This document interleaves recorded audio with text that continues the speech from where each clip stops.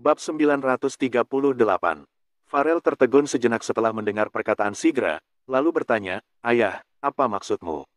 Wira, Farel tidak menyangka bahwa Sigra menyuruh dirinya untuk membicarakan hal ini dengan Wira. Kemudian, Sigra mengangguk dan menjawab, "Benar. Farel, temanmu itu pasti punya pendapatnya sendiri mengenai permasalahan ini. Jadi, coba temui dia." Meskipun tidak bersedia mengakuinya, Wira memang seorang jenius. Sigra benar-benar ingin mendengar pendapat Wira. Farel menyahut, "Oke, ayah. Aku akan segera berangkat." Farel tahu bahwa situasinya sangat genting. Tanpa ragu-ragu lagi, Farel langsung keluar dari ruang kerja ayahnya, lalu segera pergi dengan menunggangi kuda. Pada saat yang sama, pemerintahan menjadi heboh setelah Raja Bakir menyampaikan dekretnya. Raja Bakir yang sedang sakit tetap menghadiri rapat. Begitu dia duduk di tahtanya, para pejabat pun langsung berebutan untuk mengutarakan pendapat mereka. Yang mulia, membiarkan ratu mengurus pemerintahan bukan jalan keluar yang bagus. Benar, kalau wanita yang berkuasa, kerja keras leluhur selama ini pasti akan hancur. Yang mulia, mohon pertimbangkan hal ini lagi. Para pejabat menentang keputusan Raja Bakir. Sementara itu, Raja Bakir sama sekali tidak marah ketika melihat situasi ini. Kalau dulu, mungkin dia sudah emosi dari tadi. Saat ini, Raja Bakir tidak punya waktu untuk marah-marah lagi. Dia ingin memanfaatkan waktu yang terbatas ini untuk membantu Jihan menstabilkan pemerintahan. Raja Bakir tersenyum dan berucap, "Para pejabat sekalian, aku naik tahta saat berusia 18 tahun. Sekarang usiaku 36 tahun, jadi aku sudah memerintah selama 18 tahun. Selama ini, aku mengurus pemerintahan bersama kalian. Sejujurnya, aku merasa nggak rela meninggalkan kerajaan dan kalian semua." Semua pejabat berlutut setelah mendengar perkataan Raja Bakir. Mereka tentu tahu bahwa Raja Bakir sudah mendekati ajalnya. Para pejabat berkomentar, "Yang mulia pasti akan sembuh." "Benar, kesehatan Yang mulia pasti akan segera pulih. Yang mulia, kami akan menunggu Anda sembuh dan kembali memimpin pemerintahan." Walaupun pejabat-pejabat ini sering merasa Raja Bakir sangat egois dan bukan penguasa yang bijak, mereka tetap merasa sedih saat melihat kondisi Raja Bakir sekarang. Bagaimanapun, dia adalah penguasa kerajaan Nuala. Raja Bakir melambaikan tangan dan berucap dengan datar, "Kalian nggak perlu bicara panjang lebar lagi. Aku tahu kondisiku sendiri, biarkan aku selesaikan ucapanku." Raja Bakir batuk. Para pejabat berlinang air mata, tetapi tidak ada seorang pun yang berbicara. Mereka hanya mendengar dengan tenang. Raja Bakir meneruskan perkataannya, "Selama ini, aku selalu memikirkan kerajaan Nuala yang besar ini. Sekarang aku paham, sebenarnya kekuasaanku hanya sebatas di istana ini. Dengan adanya kalian, negara ini baru bisa tenang. Tanpa kerja keras kalian semua, pemerintahan kerajaan Nuala selama bertahun-tahun sudah hancur sejak dulu." Para pejabat terkejut mendengar ucapan Raja Bakir. Mereka tidak menyangka Raja Bakir bisa melontarkan kata-kata seperti ini. Raja Bakir menambahkan, "Para pejabat sekalian, aku bukan berbasa-basi, tapi ini memang kenyataan. Sekarang, kesehatanku makin melemah. Jadi, aku harap kalian bisa menjaga kerajaan Nuala ini bersama-sama." Semua orang pun paham setelah Raja Bakir menyelesaikan perkataannya. Raja Bakir meminta mereka untuk membantu mengurus pemerintahan. Namun, mereka semua menentang keputusan Raja Bakir yang menyerahkan kekuasaan kepada ratu. Hanya saja, para pejabat tidak bisa berkata-kata saat menghadapi kondisi Raja Bakir. Sementara itu, Raja Bakir tersenyum ketika melihat tidak ada yang berkomentar. Bab 939. Raja Bakir berkata lagi, "Aku tahu kalian menentang ratu mengurus pemerintahan. Tapi, sekarang, siapa yang bisa mengambil alih tanggung jawab ini? Coba kalian pikirkan baik-baik, aku juga nggak punya cara lain lagi, makanya aku baru membuat keputusan ini. Kalau bisa, aku juga ingin kalian semua yang memerintah kerajaan Nuala bersama-sama." Para pejabat mendesah setelah Raja Bakir selesai bicara. Tentu saja, mereka tahu maksud Raja Bakir. Raja Bakir melanjutkan, "Tapi, kalian tenang saja. Aku tentu punya pertimbangan sendiri setelah memilih ratu untuk mengurus pemerintahan. Kalau kalian bersedia bekerja keras demi aku dan kerajaan Nuala, aku sangat berterima kasih. Tapi, kalau ada yang nggak bersedia tunduk pada perintah ratu, aku juga nggak memaksa kalian." Raja Bakir menegaskan, "Mulai hari ini, pemerintahan kerajaan Nuala akan diserahkan kepada ratu. Kalau ada yang ingin mengundurkan diri, kalian boleh segera melapor dan aku akan menyetujuinya." Tadi, Raja Bakir masih melontarkan ucapan yang mengharukan. Namun, sekarang Raja Bakir telah menunjukkan sikapnya dengan tegas. Dia adalah penguasa dan kalian hanya pejabat. Kalau tidak bersedia mendukung ratu, kalian bisa mengundurkan diri dan tidak perlu mengabdi kepada negara lagi. Bagi para pejabat yang sudah mencapai kedudukan seperti sekarang ini, mana mungkin mereka rela melepaskan jabatan mereka. Jadi, sudah jelas Raja Bakir berniat untuk meminta bantuan semua pejabat sekaligus memperingatkan mereka. Raja Bakir mengangguk saat melihat mereka semua tidak berkomentar lagi. Kemudian, Raja Bakir mengakhiri rapat. Saat kembali ke Istana Ratu, Jihan yang mengetahui masalah di pemerintahan merasa bersyukur. Yang mulia, aku nggak tahu bagaimana caranya berterima kasih kepadamu, ucap Jihan. Dia tahu Raja Bakir berbuat seperti ini untuk mempermudah dirinya mengambil alih urusan pemerintahan. Raja Bakir tersenyum dan menimpali, Jihan, aku melakukan ini demi kamu. Tentu saja, juga demi kerajaan Nuala dan putra kita. Kamu harus ingat, Jeffrey itu anak kita. Tentu saja, Jihan memahami makna terselubung dari perkataan Raja Bakir. Jihan mengangguk dan menyahut, Yang mulia tenang saja. Aku pasti akan membantu Jeffrey naik takhta dengan lancar. Raja Bakir baru tersenyum, dia merasa sangat puas. Kemudian, dia berujar, Jihan, aku mau berpesan beberapa hal. Jihan duduk di samping Raja Bakir sambil mendengar dengan tenang. Raja Bakir berucap, kamu memang seorang wanita, tapi ada wanita yang memegang kekuasaan di beberapa dinasti. Selain itu, aku tahu kamu itu berbakat. Hanya saja, kamu punya satu kekurangan, yaitu kamu kurang tegas. Ingat, kamu itu ratu. Meskipun bukan raja, kamu itu penguasa kerajaan ini. Jadi, kamu nggak boleh bersikap lunak kepada siapapun. Fokusmu hanya mengurus pemerintahan, jangan ragu-ragu. Kalau ada yang membangkang, langsung bunuh saja, lanjut Raja Bakir. Ekspresi Raja Bakir tampak garang saat berbicara. Sementara itu, Jihan sangat terkejut setelah mendengar perkataan Raja Bakir. Jihan yang agak gugup berkata, aku. Dia memang tahu tentang masalah kemiliteran dan pernah terlibat dalam urusan pemerintahan, tetapi dia masih kurang yakin jika harus benar-benar menduduki posisi itu. Raja Bakir menghibur, kamu tenang saja, aku akan menyiapkan bantuan untukmu. Kamu panggil Yuda kemari. Jihan mengangguk setelah mendengar perintah Raja Bakir. Sebuah dekret kerajaan disampaikan ke kediaman Yuda. Sebenarnya, Yuda juga mengetahui hal ini. Sekarang, perasaannya juga sedikit kacau. Yuda berbicara sendiri, kalau Tuan Wahyudi ada di sini, dia pasti bisa menganalisis masalah ini dengan lebih detail. Bagaimana nasib pemerintahan kerajaan Nuala? Apakah situasi ke depannya juga nggak stabil seperti sekarang? Kala ini, Kepala Kasim Istana sudah tiba. Bab 940. Kepala Kasim Istana menghampiri Yuda dan berucap, Panglima Yuda, Yang Mulia menyuruhmu masuk ke istana. Yuda menarik napas dalam-dalam, lalu mengangguk dan menyahut, oke. Di tengah perjalanan, Yuda merasa bimbang. Sebenarnya, dia sudah sering masuk istana, tetapi dia tidak pernah merasa seperti sekarang ini. Sekarang, Raja Bakir sudah sekarat. Namun, perasaan Yuda campur aduk. Saat teringat dendamnya, tentu saja dia berharap Raja Bakir segera mati untuk membalas kematian ayahnya. Hanya saja, sebagai pejabat, dia merasa tidak tenang dengan kondisi saat ini. Bagaimanapun, Raja Bakir adalah penguasa kerajaan Nuala. Jika Raja Bakir mati, hal ini bukan kabar bagus bagi kerajaan Nuala. Yuda juga tahu bahwa ratu yang mengendalikan pemerintahan.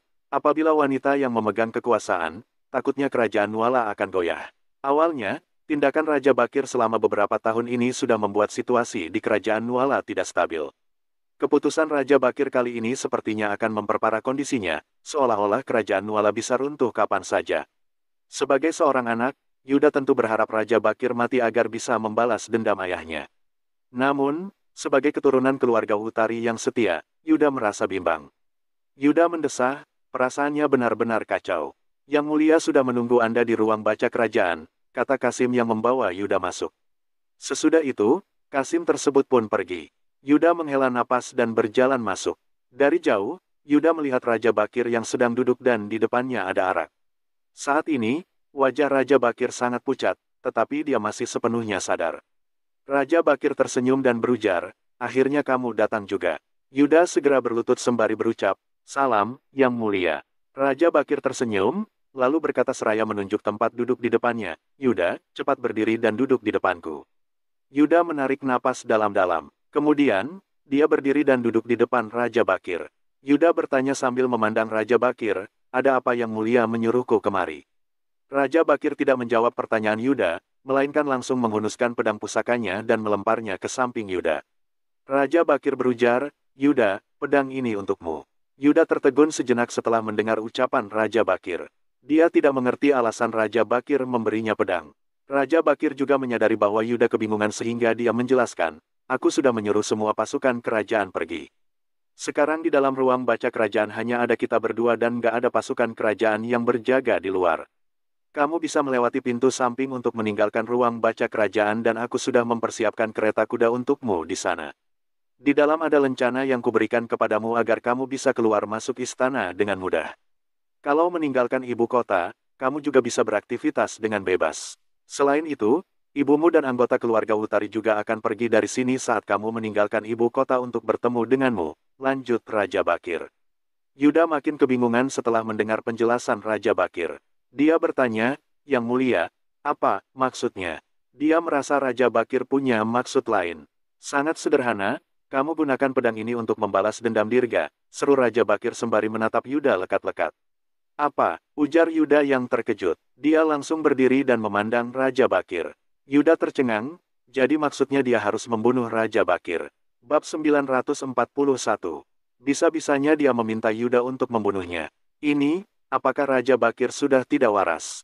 Benar, bunuhlah aku, pinta Raja Bakir. Dia menatap Yuda tanpa menunjukkan ekspresi apapun dan sebaliknya malah terlihat acuh tak acuh. Setelah itu, Raja Bakir yang terlihat tenang berkata sambil tersenyum, ayahmu bisa mati karena perintahku, jadi aku bisa dianggap sebagai pembunuh ayahmu.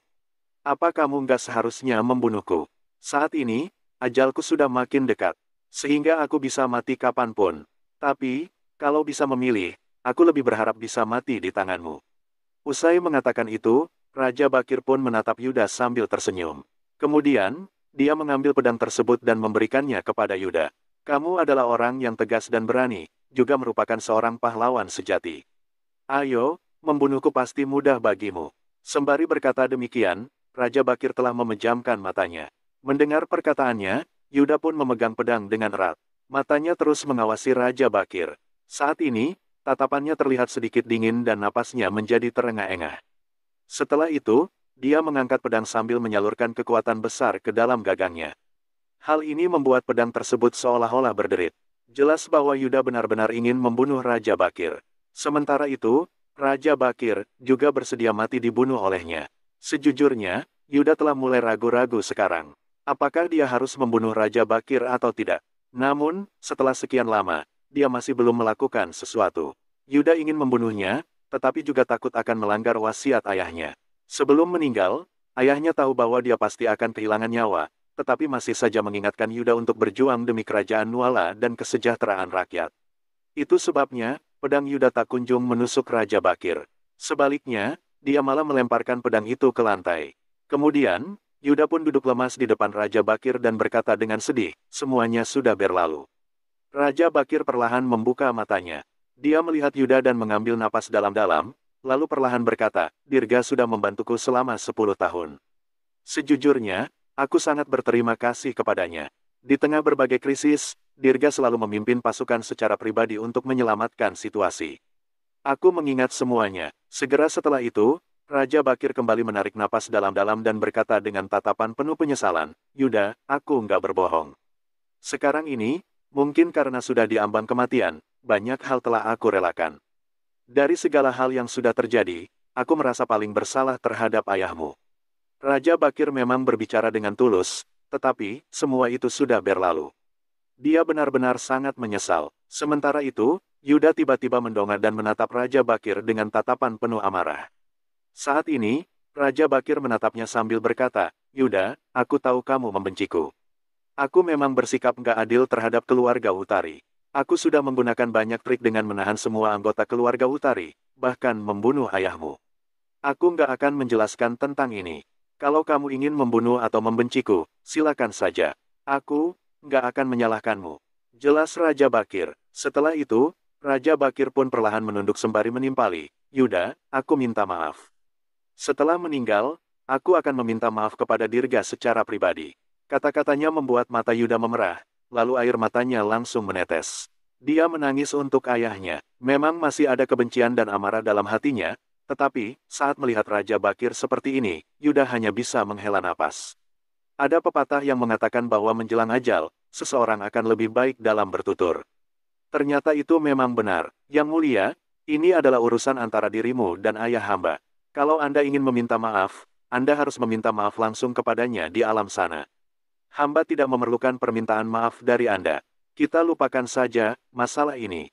Apapun yang sudah terjadi, hamba tidak akan membahasnya lagi, janji Yudasraya menghela napas. Ajal Raja Bakir bahkan sudah dekat. Memangnya apa yang bisa dilakukan lagi olehnya? Meskipun Yuda tidak membunuhnya, dia tetap akan mati sendiri. Jadi, mati di tangannya atau tidak adalah hal yang sama. Bab 942. Raja Bakir memandang Yuda, lalu berkata sambil tersenyum, "Aku tahu. Terlepas dari kata-katamu, kamu masih saja membenciku. Tapi, itu sudah nggak masalah bagiku. Lagi pula, waktuku sudah nggak banyak tersisa. Kalau kamu nggak mau membunuhku hari ini, mari minumlah bersamaku." Begitu mendengar perkataan Raja Bakir, Yuda tampak terkejut. Minum? Bagaimana bisa Raja Bakir minum lagi dengan kondisi tubuh seperti itu? Bukankah itu akan memperburuknya? Yang mulia, mengingat kesehatan Anda, sebaiknya Anda jangan minum lagi, ucap Yuda secara langsung. Namun, Raja Bakir malah berkata sambil tersenyum, "Nggak apa-apa. Kita belum pernah benar-benar minum bersama dengan baik. Aku takut nggak akan ada kesempatan lagi. Yuda, mari kita minum bersama hari ini." Sembari berkata demikian, Raja Bakir telah menuangkan anggur di gelas Yuda hingga penuh. Setelah itu, Raja Bakir pun berkata, "Gelas pertama untuk Kerajaan Nuala." Setelah itu, dia langsung menegaknya sampai habis.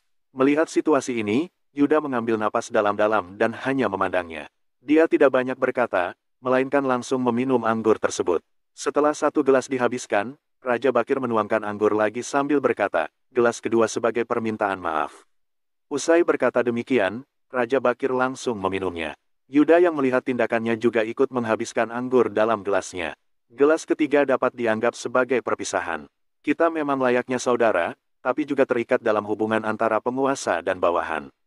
Pada perpisahan kali ini, mungkin kita akan berpisah selamanya. Dengan segelas anggur ini, aku ingin mengucapkan selamat tinggal padamu, serta berharap kamu sehat dan bahagia selalu, ujar Raja Bakir.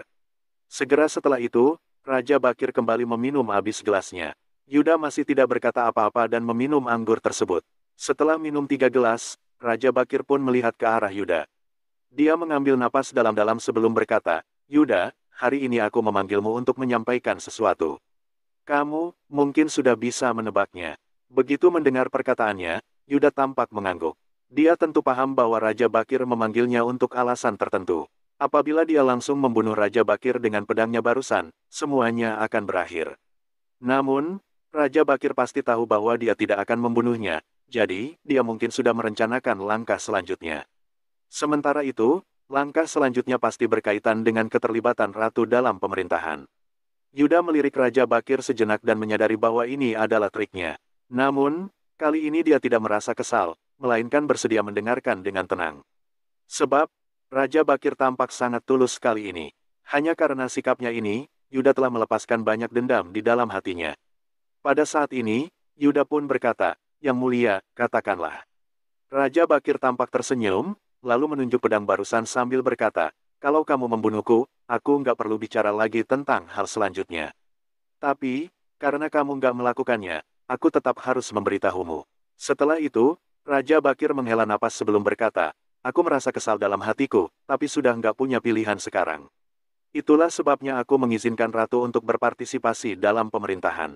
"Apa kamu tahu alasannya?" Yuda sudah memiliki dugaan di dalam hatinya, tetapi dia tidak mengungkapkannya, melainkan langsung berkata, "Mohon penjelasan dari Yang Mulia."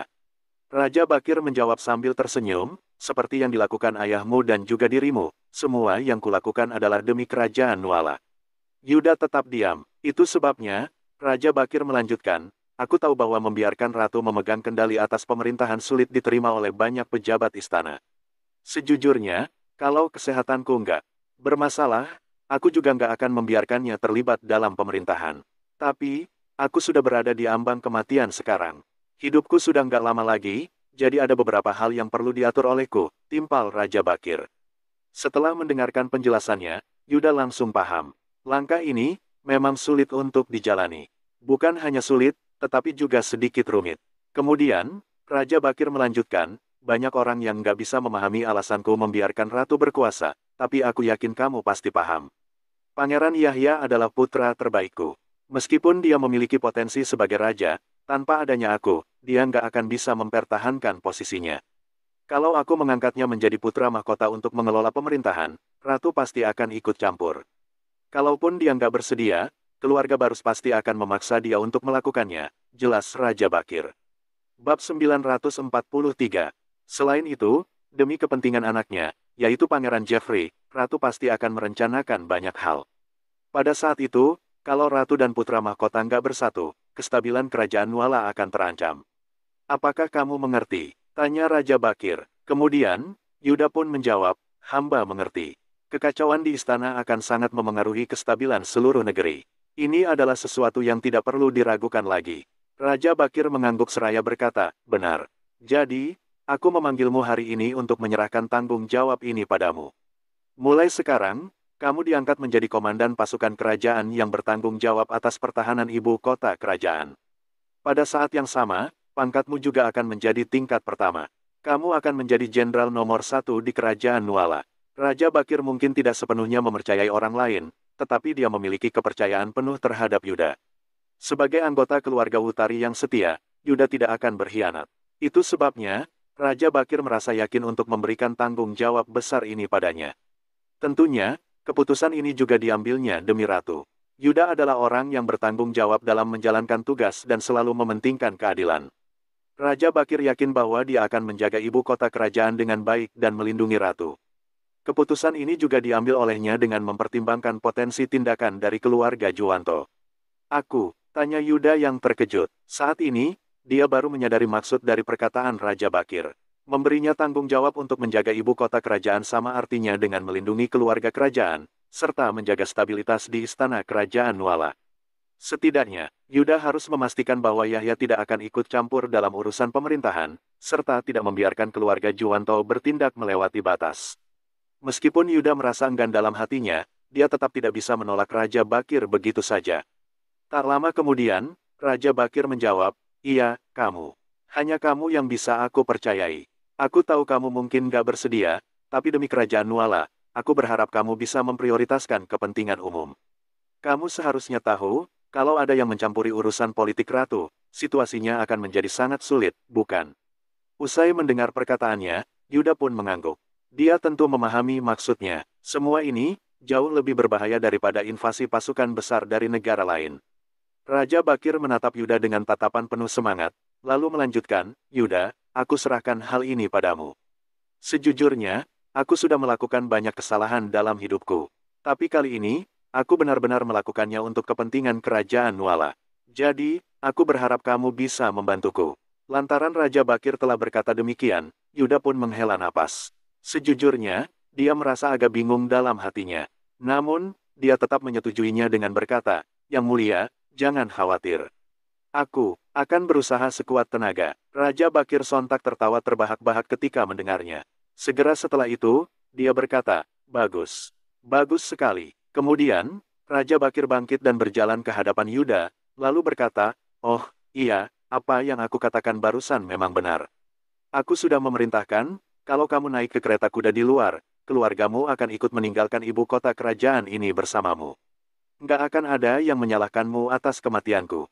Kalaupun ada, aku yakin kamu memiliki kemampuan untuk melindungi dirimu sendiri. Jadi, aku benar-benar ingin mati di tanganmu barusan, tapi kamu malah nggak membunuhku. Sekarang, aku sudah sepenuhnya percaya padamu, timpal Raja Bakir. Saat ini, Yuda tampak memberi hormat yang mendalam. Raja Bakir pun tertawa terbahak-bahak. Dia menggenggam tangan Yuda dengan erat sembari berkata, Yuda, aku menitipkan ratu padamu sekarang. Wajah Raja Bakir tampak memerah. Yuda baru saja akan mengangguk, tetapi tidak disangka Raja Bakir langsung memuntahkan darah. Di momen ini, Yuda benar-benar terkejut sehingga bertanya, Yang Mulia. Yang Mulia, apa yang terjadi pada Anda? Raja Bakir hanya menggeleng sambil menjawab, nggak apa-apa, aku sudah memanggil tabib. Aku memang nggak boleh minum anggur, tapi aku ingin minum beberapa gelas bersamamu. Pergilah, dekretnya akan dikeluarkan besok. Usai Raja Bakir berkata demikian, dia pun meminta Yuda keluar dari ruang kerja istana.